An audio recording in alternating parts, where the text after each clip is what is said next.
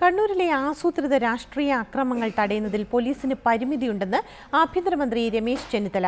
അതേസമയം പോലീസിന് കണ്ണൂരിൽ ജാഗ്രത കുറവ് സംഭവിക്കുന്നെന്ന് ഒരു മാസം മുൻപ് വി.എം. സുധീരൻ പറഞ്ഞിരുന്നല്ലോ എന്ന ചോദ്യം ആഭ്യന്തരമന്ത്രി ചോദിപ്പിച്ചു. രാവിലെ ഉത്തരമേഖല എ.ഡി.ജി.പിയുമായും ആഭ്യന്തരമന്ത്രി ചർച്ച നടത്തി.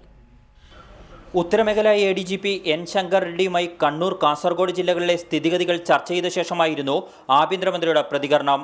ആദ്യം സമാധാന അന്തരീക്ഷം സൃഷ്ടിക്കാൻ ആഹ്വാനം. ഞാൻ CPM നേതാക്കന്മാരുമായും BJP നേതാക്കന്മാരുമായും ഞാൻ ഫോണിലും സംസാരിച്ചിട്ടുണ്ട് അവരോട്.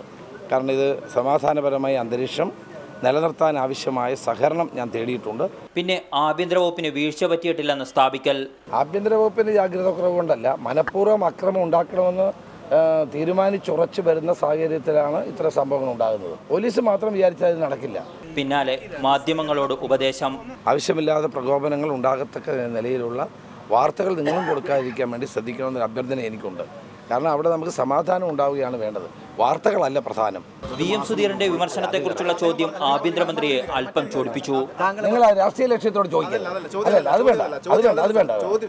കണ്ണൂരിൽ ശ്രീകൃഷ്ണ ജയന്തി ആഘോഷം സംഘടിപ്പിക്കാൻ BJPക്കും CPIMനും ഒരുപോലെ അനുമതി നൽകാൻ ADGPയുമായുള്ള ചർച്ചയിൽ തീരുമാനമായി. റിപ്പോർട്ടർ, കോഴിക്കോട്.